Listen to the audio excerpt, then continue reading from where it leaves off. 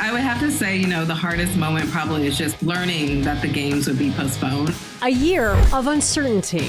The journey to the Olympics has been crazy. And unforeseen challenges. I just was really waiting for the Olympics to get canceled. The biggest shift for me was deciding to stop engaging with the feelings of uncertainty. Now the Summer Games, just 100 days away. After a year of cancellations, shutdowns, and closures, the athletes are back. We are all just so happy that the games are even happening. It's finally here, but whoa, is it really coming? But like everything this last year, the Olympics will be different. We will have mental health officers available, first time ever. However, on the field, in the pool, everywhere, the mindset remains the same. Whatever your goals are, each day you wake up, that's your day to do it. Tonight, a KCRA 3 Olympic Zone special. Countdown to Tokyo. Thank you for joining us tonight on KCRA and on KSBW on the Central Coast. I'm Deirdre Fitzpatrick. And I'm Brian Heap. Deirdre, we're 100 days out from the Olympic Games in Tokyo, and it's a moment that the athletes never reached a year ago. The Games were postponed back on March 24th of last year. Now fast forward a year later, and the competitors, trainers, and staff are ready to get things going. Now, Brian, the focus is always on bringing home medals, but major changes to society over the last year have put some new things into focus for Team USA. Here's Jared Hill kicking off our coverage tonight. The journey to the Olympics has been crazy. I think everybody can agree to that. Nearly 100 days before the Games last year, the International Olympic Committee pulled the plug on the world's biggest sporting event, as COVID-19 became the globe's biggest health crisis. To have that same energy for another year, it was really challenging. Now with the Games officially 100 days away, it's time to get back to work. I'm ready to compete. When you watch this summer, there are a few changes to look out for. Skateboard, karate, sport climbing, and surfing are all making their Olympic debut. Softball and baseball are making a return, and 3-on-3 basketball is bringing a new level of excitement. The pandemic, meanwhile, is bringing major health and safety changes. The IOC has banned foreign fans in Tokyo. We have to operate in something of a bubble, and I think that is the plan. It's going to be really, really weird, but we're going to have so much support there in spirit. In the years since the original 2020 Games, there's been also a renewed focus on social justice. Unlike in the past, this year athletes will be allowed to peacefully demonstrate for causes they believe in. I do try to look at it as an avenue for knowing that I am much more than an athlete and that I do stand for more than being just an athlete. Despite an uncertain road ahead with COVID-19, Team USA is pushing through all the way to the finish. We still believe that this can be responsibly and safely accomplished. On the road to Tokyo, I'm Jared Hill. So just getting to the Olympic Games is tough enough, even for the athletes who've qualified before. The COVID-19 pandemic presents an entirely new set of challenges. And for Northern California distance runner Kim Conley, it's meant fighting to protect your health while fighting to protect your Olympic career on the road to Tokyo. In a year where the world took a timeout, Kim Conley kept on going. You were fortunate with your sport in that you could literally do it anywhere. That's true. There was some issues with track access, but in terms of just general fitness and running, yes, you can do it anywhere. And so that made it. Representing Team USA in the 5,000 meters, Kim Conley from Northern California. How's your Olympic experience so far? It's been great so far. I'm having a great time staying in the village. And Conley ran the 5,000 meters for Team USA at both the London and Rio Olympics after competing collegiately for UC Davis. She qualified for her third U.S. Olympic trials with an Olympic qualifying time in 2019.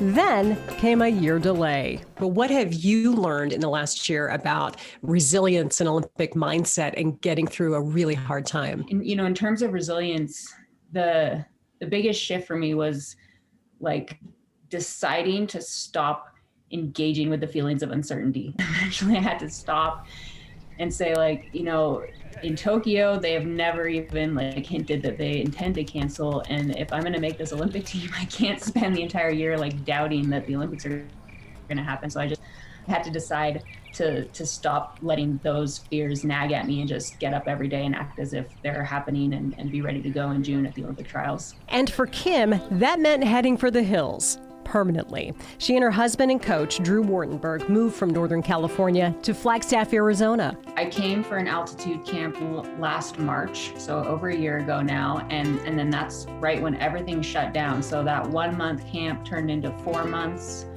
And I was just so happy to be here because it's not crowded. You can just get far out in the forest and run for miles without seeing another person, which, was what we needed in that moment. Catching COVID has been especially worrisome for endurance athletes like Kim because of the effect that the disease has on lung function and the uncertainty over how long symptoms might last. I think for young people, there was a little bit of an attitude of it's mild.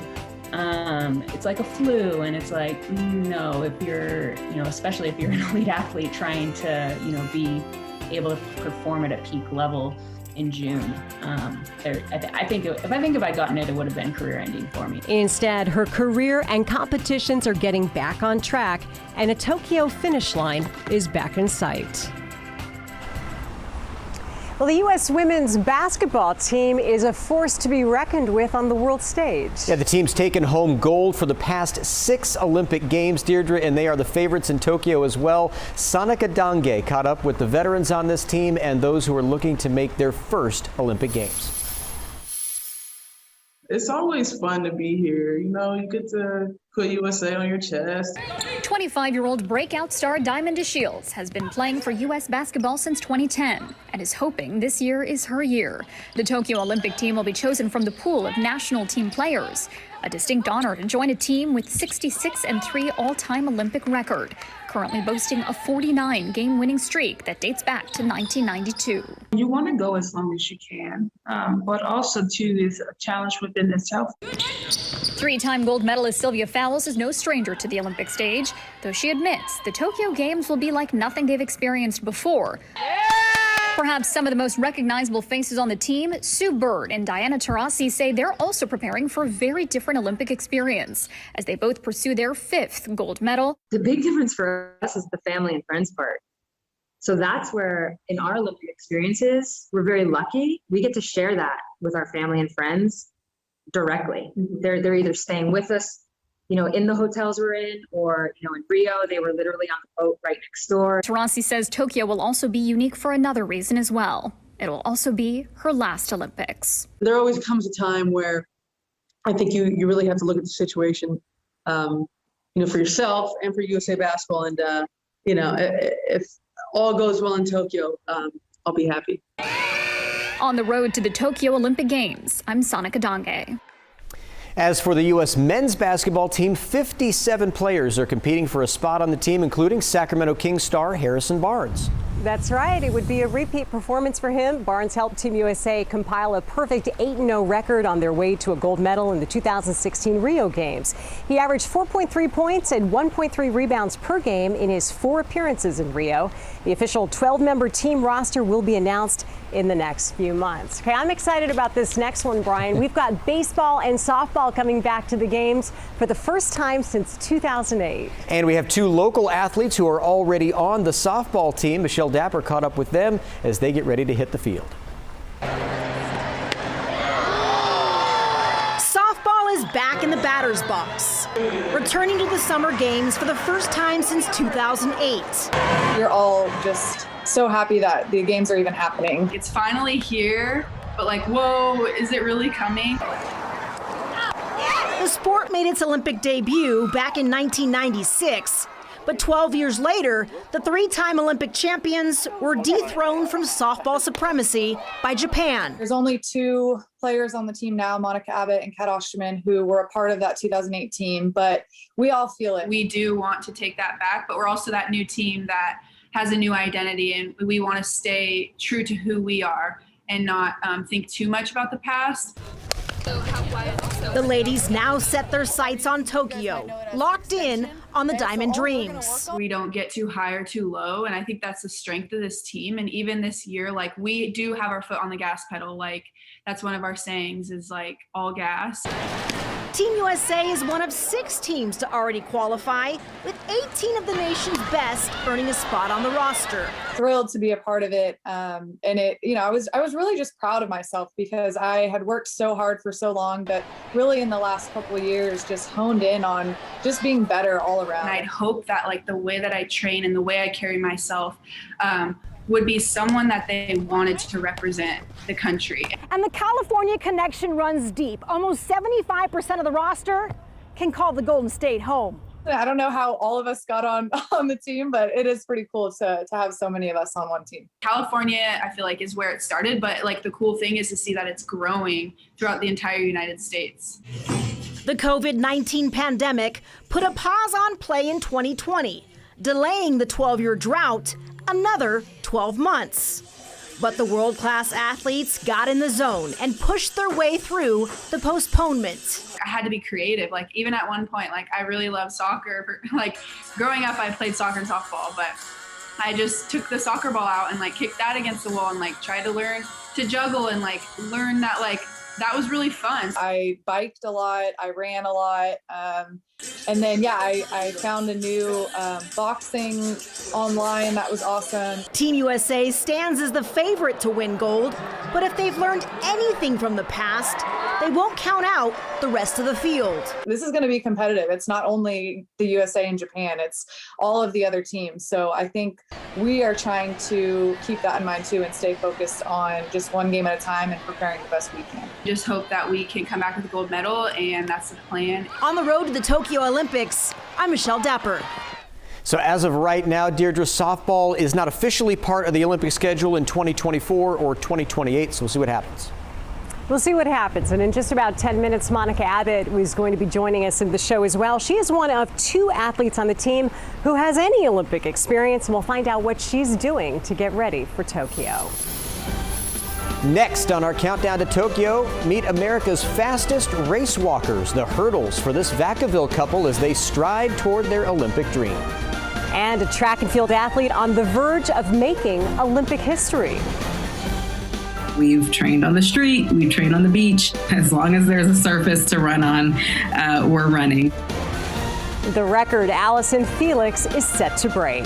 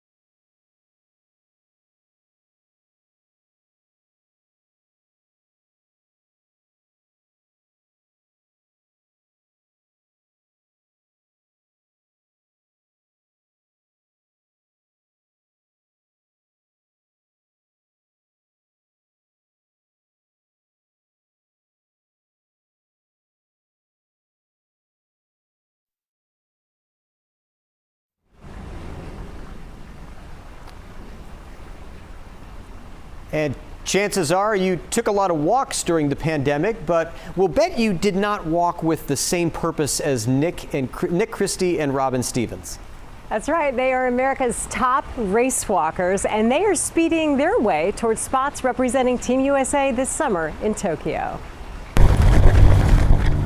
When the pandemic slowed the world, Robin Stevens and Nick Christie kept their speed. With, walking or running, like the chief thing is you just need a pair of shoes and, a surface to move on. So that's really convenient for us. And I think a lot of just endurance athletes in general is that we can just step outside and then the world's our playground.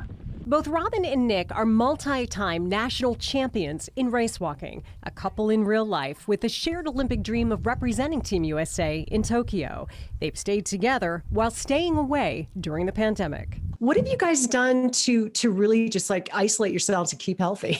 Really isolated ourselves. Yeah, so we've moved up to the mountains and I've been training up at altitude in a small little town outside of Mojave, and just really avoiding as many people as possible. We don't even go to the grocery store. We order everything that we need, and anything. The only time we're outside is to train, on the trails far away, and we just try to avoid any outside household contact as much as possible. And that meant leaving their home in Vacaville and losing direct access to their coaches. Instead, coaching is done, say it with me, on Zoom, and they've coached each other to get faster, stay focused, and most of all, stay healthy. We know a couple athletes in our event who've had a heck of a time recovering from COVID, who got it early on in the pandemic. Nick and Robin also did what a lot of Americans did during the pandemic, and they built a garage gym, logging way more miles on a treadmill than most of us. Add in a home rower, spinning out the lactic acid on bikes, and taking jabs at pandemic frustrations with some boxing. But there's no simulating competition, mentally and physically. So when races resumed in February, Robin and Nick took race logistics to a whole new level. We've had to get a lot more creative with how we plan out our trips. Like, when do we schedule our COVID test before travel, before racing? How do we make sure we do, all this, all the little details that we didn't have before. Like, we can't travel 2 weeks early to a location now, depending on the race. So just the logistics thing has required a lot more just outside the box thinking. And so far, it's working. Both Robin and Nick won their national championships in February, and there are a few steps, quite literally, to making the Olympic team. Training the mind as important as training the body in this Olympic cycle. Whatever your goals are, just each day you wake up, that's your day to do it, and just do whatever's in your control. Control the controllables, whatever's in your control, and just make it the best that day. And whatever that is,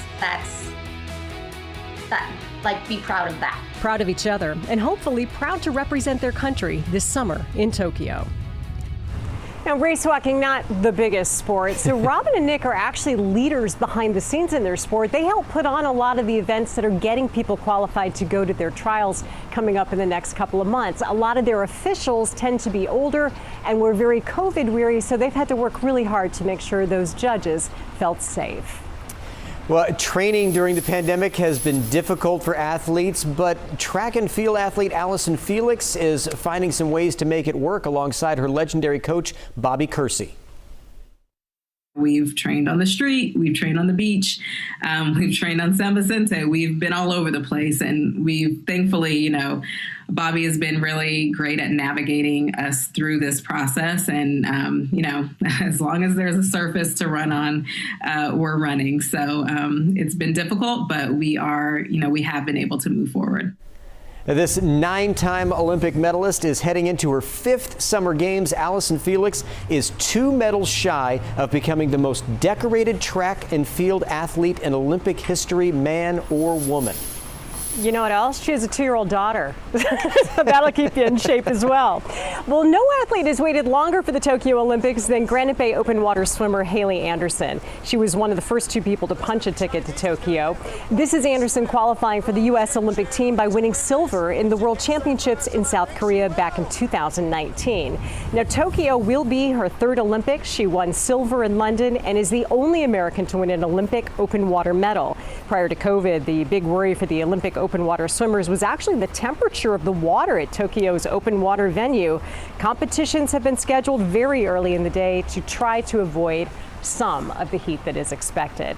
For silver medalist Monica Abbott, this summer and this Olympics has been a decade in the making. Yeah, Drea Blackwell has more now on what the return of softball to the Olympic stage means to her.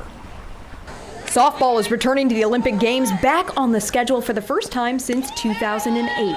And for Salinas native and softball superstar Monica Abbott, that means another shot at gold.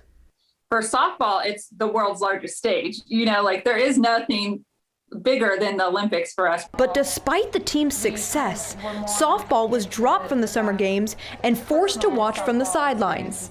I'm watching, you know, all these Olympic committees like not voting softball in, and like every single time it was just like tears and heartbreak. With the Olympics off the table, Abbott continued to dominate the sport, picking up championships and awards around the world. And then, after 8 long years, the International Olympic Committee announced that softball would return to the lineup for the 2020 Summer Games in Tokyo. When they announced it, like I was like cheering in the middle of the airport and crying at the same time. After years of waiting, Abbott and Team USA had to wait even longer after the coronavirus pandemic forced organizers to delay the 2020 Games. The pressure just continued to build and build and build. And you tried not to think about it, but you kind of knew it was going to happen. The wait is almost over for Team USA. Softball will take the field on July 21st as the game's first event. And Abbott has been waiting for this. I think that's pretty cool considering how much our sport has been through. On the road to the Tokyo Olympics, I'm Drea Blackwell. So Deirdre, competing in the games, that's just one of the hurdles for the Olympic athletes this year. One of many. We'll talk next about some of the unknowns that are waiting in Tokyo and the struggles perhaps following the games.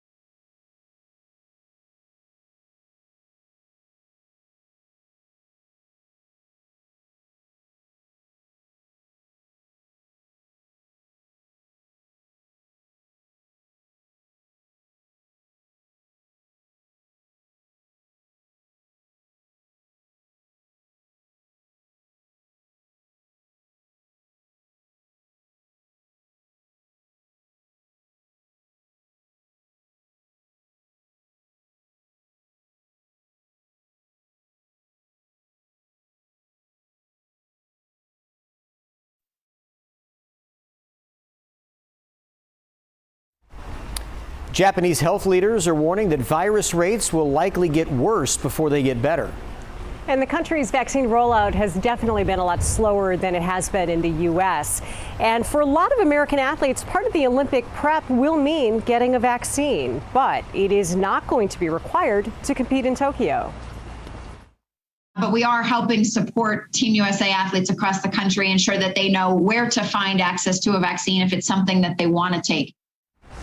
There is no doubt that this summer games will look and feel extremely different. And we wanted to learn more about the mindset for these athletes going in. I spoke with sports psychology expert Dr. Andrea Becker from Sacramento State about the challenges the athletes will face in Tokyo. The obvious uncertainties around the Olympic Games. How many times will they be tested? Will they be able to leave their rooms once they get there? How much interaction will they be able to have with their team? We already know that they're not allowed to bring their families like they typically do. Let's go a little deeper on that. What are these specific mental challenges and hurdles that the athletes are going through right now?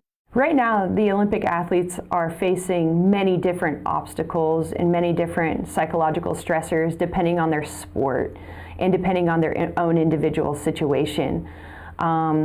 One of those stressors might be making their Olympic roster. One of those stressors might be qualifying for the games. So let's talk post-Olympics and post-Team USA. What are the challenges that they're going to face once the games are over? After competing in the Olympic Games, you oftentimes hear about a letdown.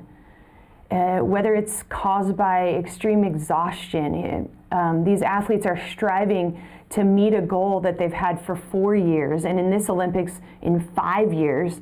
And some of them have achieved that goal and some of them will come up short.